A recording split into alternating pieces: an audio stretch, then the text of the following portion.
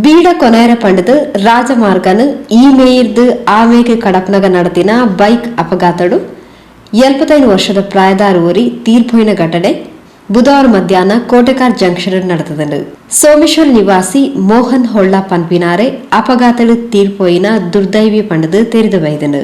Kotekar junction ಇರ್ದು ಕೊರಗಚ್ಚನ ಗುಡಿತ ಕೈತಲು ಉಪ್ಪುನ ಅಂಗಡಿರ್ದು ಬೀಡ ಕೊನೆಯರ ಪಂಡದು ರಾಜಮಾರ್ಗನ ಕಡಪನಗ ಕುಡ್ಲರ್ದು ತಲಪಾಡಿದಂಚಿ ಬಾರಿ ಬಿರ್ಸದು ಬತ್ತಿನ ಬೈಕ್ ಸವಾರೆ ಮೋಹನ್ ಹೊಳ್ಳರೆಗು ಹಾಕಿನ ಪೆಟ್ಟಿಡು ಜಾಗೆಡೆ ತೀರ್ಪೋಯರು ಪಂಡದು ಪ್ರತ್ಯಕ್ಷದರ್ಶಿಗಳು ತೆರಿಪಾದರು.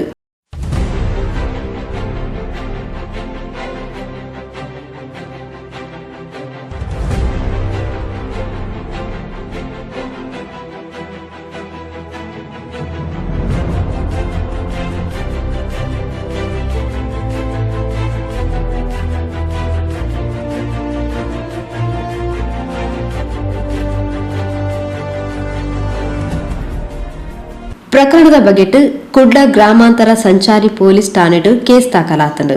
ಸೋಮೇಶ್ವರ ದೇವಾಲಯದ ಅರ್ಚಕರು ಸುಧಾಕರ್ ಹೆರ್ಲಾ ತನ್ನ ಮಿತ್ರರು ತೀರ್ಪೋಯಿನ ಮೋಹನ್ ಆಳ್ವೆರು ಇರುವೆರ್ಲ ಬೇತೆ ಬೇತೆ ಗಾಡಿಡು ಬೀರಿದಂಚಿರ್ದು ಬತ್ತದು ಬೀಡದೆತೊನರೆಂದು ಮಾರ್ಗ ಅಡ್ಡ ಕಡಪುಡ್ನಗ ಆಯ್ನ ಘಟನೆನು ಕಣ್ಣಾರೆ ತೂಯಿನ ಸುಧಾಕರ್ಗೆ ಒಂಜಾತು ದಿಗ್ರಮೆ ಆತನು.